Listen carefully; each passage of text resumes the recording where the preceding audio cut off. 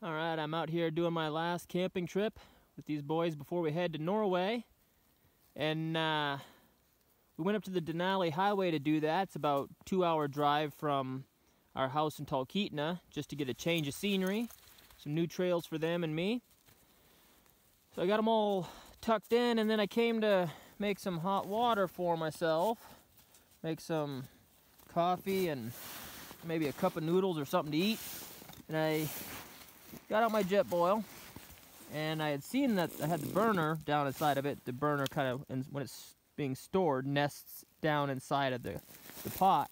But when I took it out, I realized I did not have a fuel cell. I have these little canisters that screw on there. So I forgot that portion. And so we've got about 150 miles to go before we get back to the truck. And it's 20 below zero, so I'm going to need some water between then and now, and probably some food too. So I do always have heat with me, which is the alcohol-based fuel that we use for the dog cookers. So I was thinking I could find a little can or something to burn that in, since starting a fire with trees that are more frost than wood is a little bit of a challenge, and once you get a fire going, it melts down into this deep soft snow and just wants to put itself out unless you get a good sized bonfire going. So what I found was my thermos has this little kind of cap cup thing on it, and it had a faux metal shell over it, so I was able to pry that off without too much damage with my knife. Popped off that little metal shell that was on that lid, and bored a little hole in it.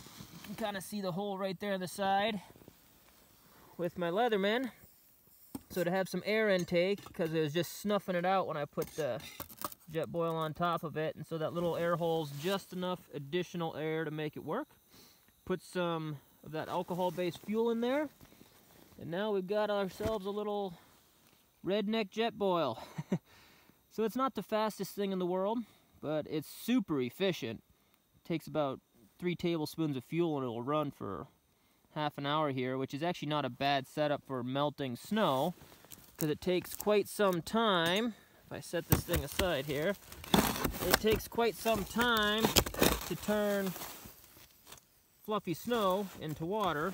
Again, with this temperature, it takes a while, so I kind of let it go for a while, and then you push that down, kind of pack the snow down so it continues to make contact with the metal sides, especially on the bottom. Put your little lid back on, set her back on there. So I've been here about 2 hours now, so I'm gonna go start putting some boots on the dogs, and hopefully this is hot enough by the time I get done to make at least a small cup of coffee to ride on what's left of my thermos. But yeah, anyway, you always have to figure out a solution to whatever the problem might be when you're out in the middle of nowhere with a bunch of sled dogs. And it's kind of the fun stuff that keeps me entertained while I'm waiting for the dogs to rest.